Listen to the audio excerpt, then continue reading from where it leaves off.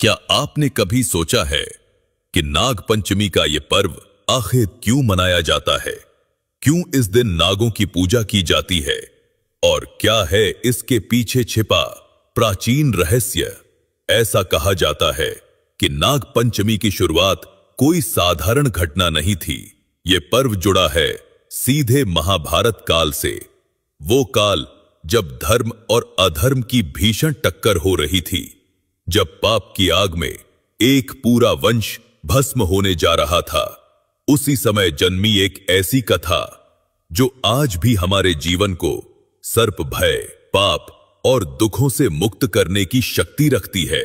स्वयं भगवान महादेव ने कहा है, जो भी व्यक्ति नाग पंचमी के दिन इस पुण्य कथा का श्रवण करता है, उसके असंख्य दुखों का अंत होता है और उसके परिवार के किसी भी सदस्य को कभी सर्पदंश नहीं होता। ये कोई साधारण आशीर्वाद नहीं, ये उस दिव्य कथा की शक्ति है जो पीढ़ियों से चली आ रही है। तो आइए मैं आपको लेकर चलता हूं उस कालखंड में। प्राचीन काल की बात है। महाभारत के युद्ध के बाद पांडव वंश में राजा परीक्षित हस्तिनापुर के सिंहासन पर विराजमान हुए। राजा परीक्षित महान धनुर्धर अर्जुन के पौत्र और अभिमन्यु के पुत्र थे। वे एक धर्मपरायण और प्रजावत्सल शासक थे।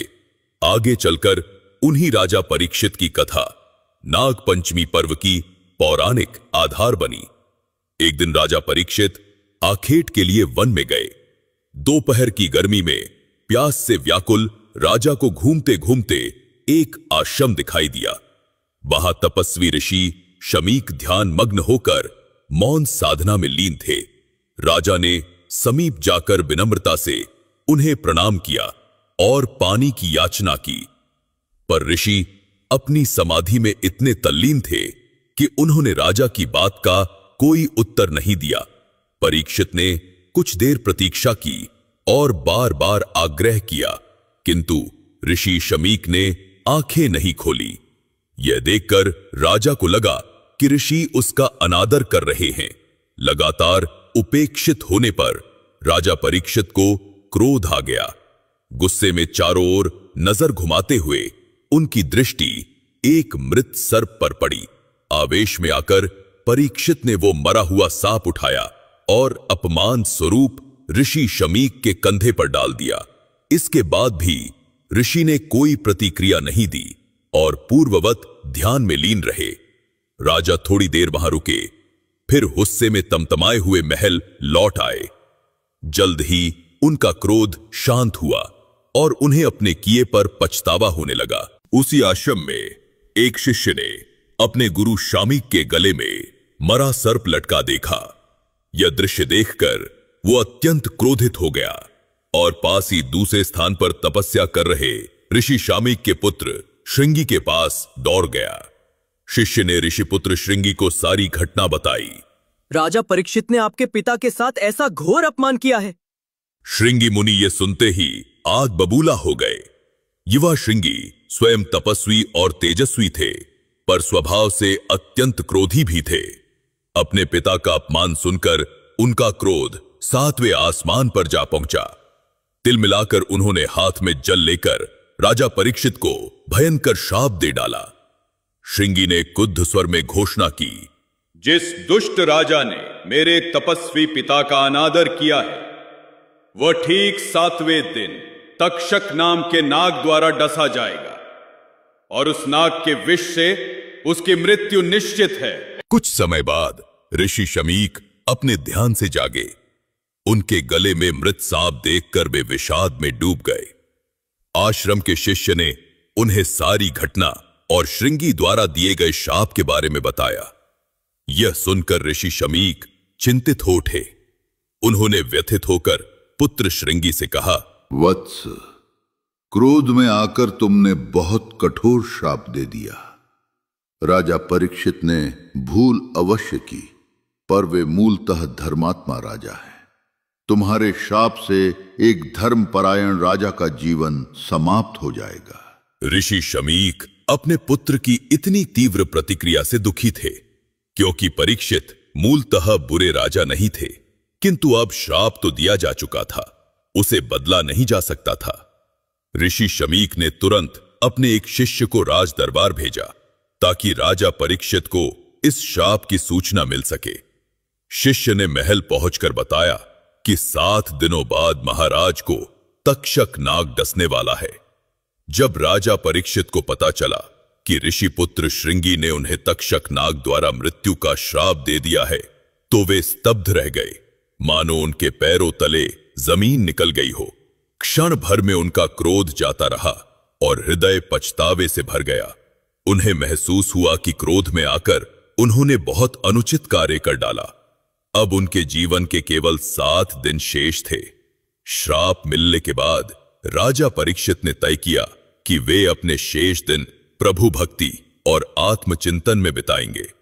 साथ ही उन्होंने अपनी सुरक्षा के भी कड़े प्रबंध किए ताकि कोई सांप उनके पास न फटक सके।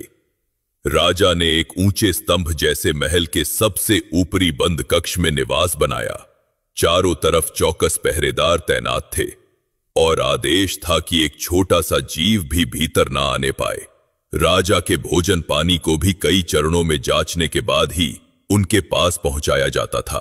नागदंश से बचने के लिए अनेक वैद्य और तांत्रिक भी तैयार रखे गए। इन तैयारियों के साथ साथ राजा परीक्षित अपना अधिकांश समय भगवान के स्मरण और पश्चाताप में बिताने लगे। उधर सप्तम दिवस जैसे जैसे समीप आने लगा, नागलोक में हलचल मच गई।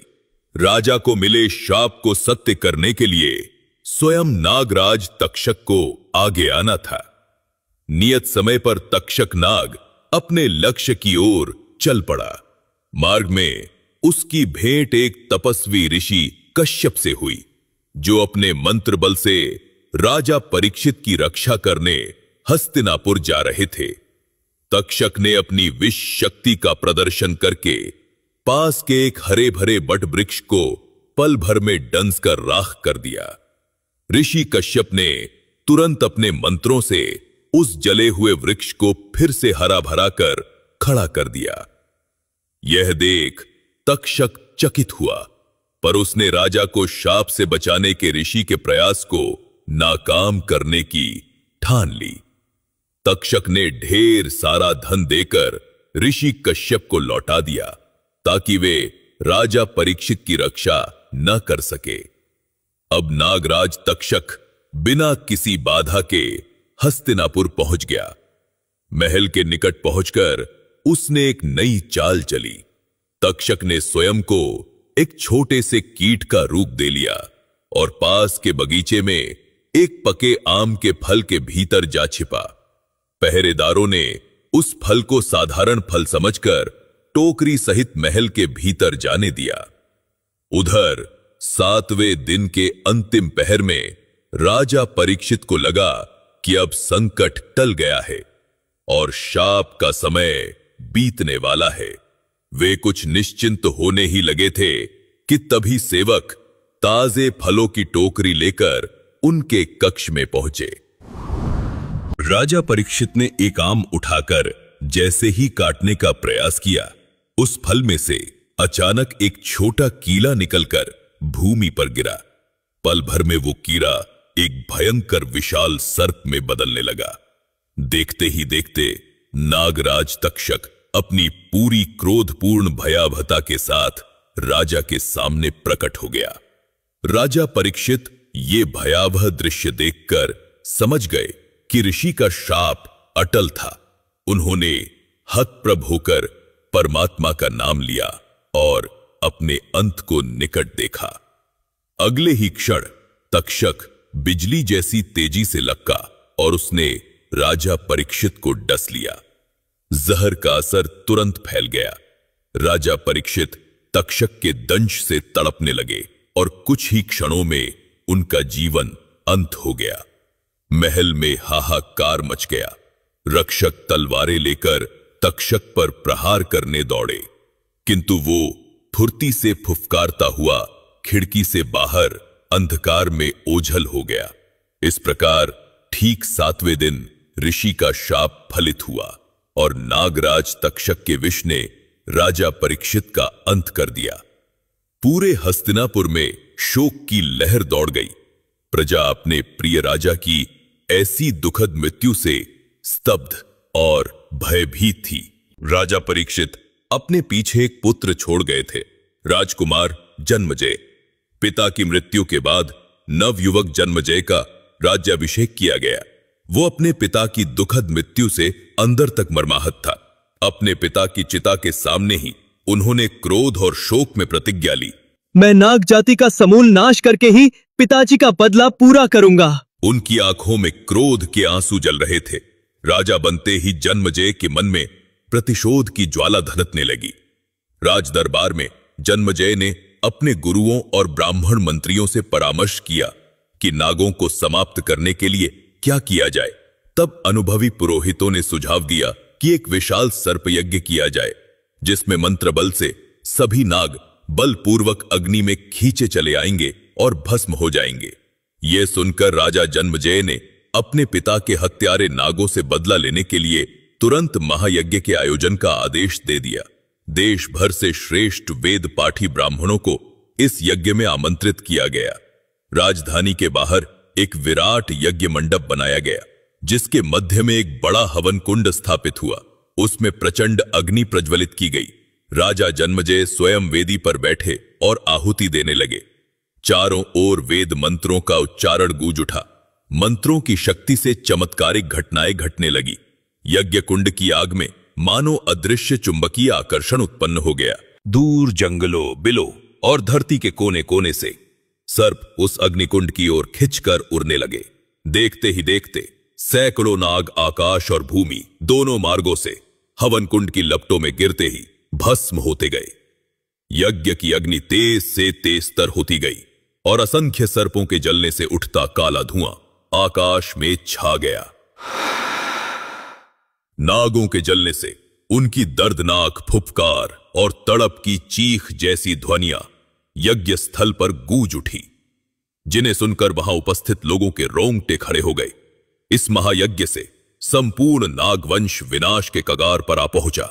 अनगिनत छोटे बड़े सांप जलकर भस्म हो गए।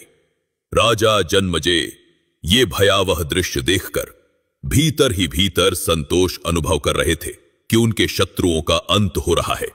प्रतिशोध की अग्नि में उनका हृदय कठोर बना रहा और आहुति लगातार जारी रही। उधर इतने नागों के नष्ट हो जाने पर भी नागराज तक्षक अब तक यज्ञ कुंड में नहीं आया था। जैसे जैसे उसे अपनी जाति के सर्वनाश का आभास हुआ, तक्षक को अपने प्राणों का भय सताने लगा। अंततः स्वयं को बचाने के लिए वो देवताओं के राजा इंद्र की शरण लेने आ पहुंचा। तक्षक सीधा स्वर्गलोक में इंद्रदेव के महल पहुंचा और पूरी विपत्ति कह सुनाई। इंद्रदेव पहले तो हैरान हुए कि मानवों के यज्ञ में ऐसी शक्ति कैसे, पर जल्द ही उन्होंने तक्षक को आश्वासन दिया और अपने सिंहासन के पाए से लिपटकर छिप जाने को कहा। भयभीत तक्षक इंद्र के सिंहासन से लिपटकर छाया में छिप गया। इंद्र ने घोषणा की, जब तक नागराज तक्षक मेरी शरण में है, कोई उसका बाल भी बांका नहीं कर सकता। मैं देखता हूं कौन सी शक्ति उसे यहां से खींच सकती है। इधर यज्ञशाला में आहुतियां लगातार जारी थी। तभी यज्ञ करवाने वाले ऋषियों में से एक ने राजा जन्मजयी को सूचना दी, महाराज, यज्ञ में असंख्य नाग भस्म हो चुके हैं, किंतु नागराज तक्षक अब तक नहीं आया। यह सुनकर जन्मजयी का क्रोध भड़क उठा। उन्होंने वेदी पर मंत्र पढ़ रहे ब्राह्मणों को आदेश दिया, अपनी पूरी शक्ति लगा दो। तक्षक चाहे जहां छिपा हो, उसे इस हवन कुंड की आग में खींच लाओ। एक भी सांप जीवित नहीं बचना चाहिए। तब ब्राह्मणों ने और जोर से तपोमंत्रों का जाप शुरू किया। उनके मंत्रों का प्रभाव बढ़ते ही स्वर्गलोक में इंद्रदेव का सिंहासन हिलने लगा। नागराज तक्षक जो उस पर लिपटा था सहित स्वयं इंद्रदेव उस अदृश्य बल द्वारा आसमान से नीचे यज्ञ अग्नि की ओर खींचने लगे। इंद्र ने स्वयं को तक्षक समेत तेजी से नीचे गिरते पाया तो घबरा उठे। उन्होंने तक्षक को पकड़ा, लेकिन वे दोनों धीरे धीरे पृथ्वी की ओर खींचे चले जा रहे थे। वासुकी नागराज ने भी इंद्र सहित देवताओं से प्रार्थना की कि वे नागवंश की रक्षा करें। इधर समस्त देवता संकट में पड़ गए और इस महाविनाशक यज्ञ को रोकने का उपाय खोजने लगे। देवताओं ने विचार किया कि इस विनाशकारी यज्ञ को रोकने का उपाय केवल एक बुद्धिमान तपस्वी ही कर सकता है। उन्होंने युवा आस्तिक मुनि से विनती की कि वह पृथ्वी पर जाकर सर्प यज्ञ रुकवाए।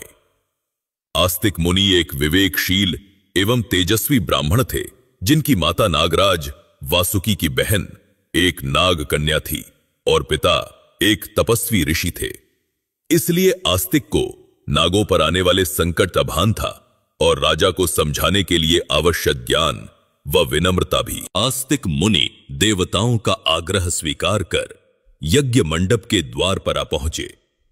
पहरेदारों ने अचानक आए इस अपरिचित ब्राह्मण युवक को रोकने का प्रयास किया, किंतु आस्तिक के शांत तेज से प्रभावित होकर अंततः उन्हें सभा में प्रवेश की अनुमति मिल गई।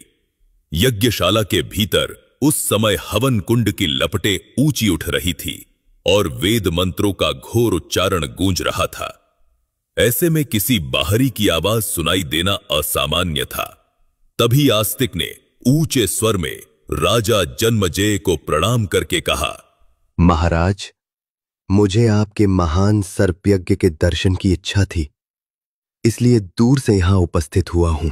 एक अपरिचित युवा ब्राह्मण की आवाज सुनकर राजा जन्मजेय और सभी पुरोहित चकित होकर उसकी ओर देखने लगे। यज्ञ में विघ्न पड़ता देख कुछ ऋषि क्रोधित भी हुए। राजा ने गंभीर स्वर में पूछा, हे ब्राह्मण कुमार, आप कौन हैं और इस यज्ञ में आपका क्या कार्य है?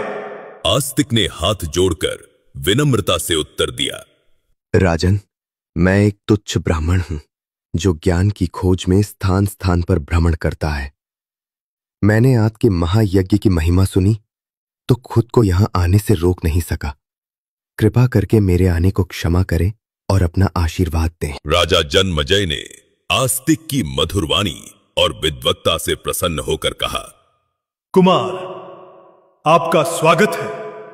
आप जैसे विद्वान का हमारे यज्ञ में आगमन शुभ माना जाएगा। बोलिए, मैं आपके लिए क्या कर सकता हूं? आस्तिक ने अवसर पाकर निवेदन किया, महाराज, यदि आप मुझ पर प्रसन्न हैं तो मुझे एक वरदान दें।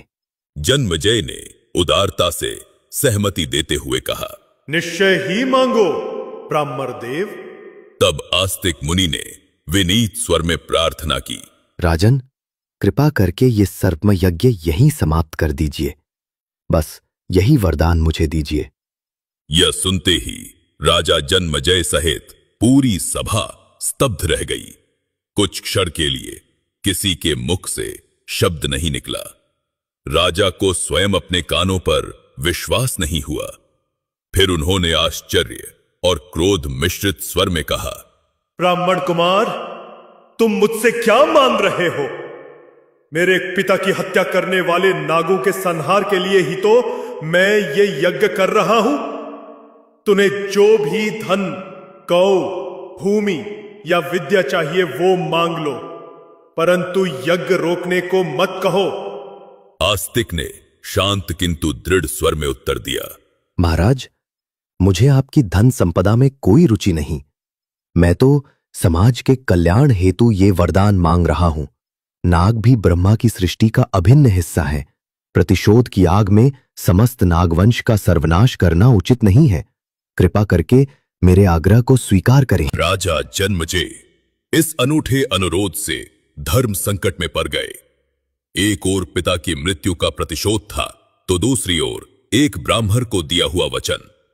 सभा में सन्नाटा छा गया। अंततः जन्मजेय ने निश्चय किया कि एक क्षत्रिय राजा को अपना वचन हर हाल में निभाना चाहिए। उन्होंने भारी मन से घोषणा की कि आस्तिक मुनि की मांग के अनुरूप सर्प यज्ञ यहीं पर समाप्त किया जाता है।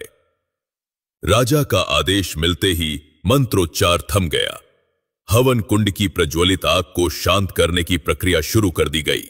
पवित्र जल की आहुति देकर कुछ ही देर में अग्नि की लपटें धीमी पड़ गईं और नागों को खींचने वाला मंत्र बल निष्क्रिय हो गया। उसी क्षण स्वर्ग लोक में इंद्रदेव ने अनुभव किया कि उनका सिंहासन कांपना बंद हो गया है। नागराज तक्षक भी सकुशल थे। तक्षक ने चैन की सांस ली और मन ही मन आस्तिक मुनि को धन्यवाद दिया जिसने उसकी प्राण रक्षा की। यज्ञ रुकते ही यज्ञशाला में उपस्थित लोगों को समझ आ गया कि क्या हुआ है। राजा जन्मजय के इस निर्णय से कुछ क्रोधी पुरोहित क्षुब्ध थे कि नागों का संहार अधूरा रह गया, पर अधिकांश जन आस्तिक मुनि की जय जयकार करने लगे। नागवंश का समूल नाश रुक जाने से प्रजा ने राहत की सांस ली। जन्मजय ने आस्तिक मुनि को हृदय से धन्यवाद दिया और सम्मान पूर्वक अनेक भेंट देकर विदा किया। चलते समय राजा ने हाथ जोड़कर विनम्रता से कहा, मुनिवर, आपने सही समय पर आकर मुझे अधर्म करने से रोका है। क्रोध में मैं बहुत बड़ा पाप कर बैठता, वो आपने टाल दिया। मैं जीवन भर आपका ऋणी रहूंगा। आस्तिक मुनि ने राजा को आशीर्वाद देते हुए उत्तर दिया, हे राजन, क्षमा और दया को धारण करना ही सच्चा वीरत्व है। ईश्वर आपको यश और कीर्ति देंगे। यह सुनकर राजा जन्मजय ने भी नागवंश के प्रति अपना वैर भाव उसी क्षण त्याग दिया। इस प्रकार आस्तिक मुनि की करुणा और बुद्धिमत्ता से नागवंश विनाश से बच गया और मनुष्यों व सर्पों के बीच फिर से शांति स्थापित हुई। ये घटना श्रावण मास के शुक्ल पक्ष की पंचमी तिथि को घटी थी। कहा जाता है कि उसी दिन से नागों की रक्षा के उपलक्ष्य में हर वर्ष श्रावण शुक्ल पंचमी को नाग पंचमी का पर्व मनाया जाने लगा। इस दिन लोग नाग देवता की पूजा कर दूध, लड्डू, फूल आदि अर्पित करते हैं और उनसे रक्षा का आशीर्वाद मांगते हैं। कई क्षेत्रों में नाग पंचमी के अवसर पर भूमि को खोदने से भी परहेज किया जाता है ताकि जमीन में रहने वाले सर्पों को कोई हानि न पहुंचे। पृथ्वी पर मनुष्य और नागों के बीच सौहार्द बना रहे, इसी कामना से ये पर्व मनाया जाता है। भगवान शिव के गले में नाग विराजते हैं, इसलिए नागों को देवताओं का आभूषण माना जाता है और नाग पंचमी पर उनकी पूजा को शिव की कृपा प्राप्त करने का शुभ अवसर माना जाता है। नाग पंचमी की इस पुराण प्रसिद्ध कथा से हमें सीख मिलती है कि क्रोध और प्रतिशोध में लिए गए निर्णय महान विनाश ला सकते हैं, जबकि क्षमा, दया और सद्भाव से बड़ा अनर्थ टाला जा सकता है। आस्तिक मुनि के धैर्य और करुणा ने विनाश को रोककर शांति स्थापित की।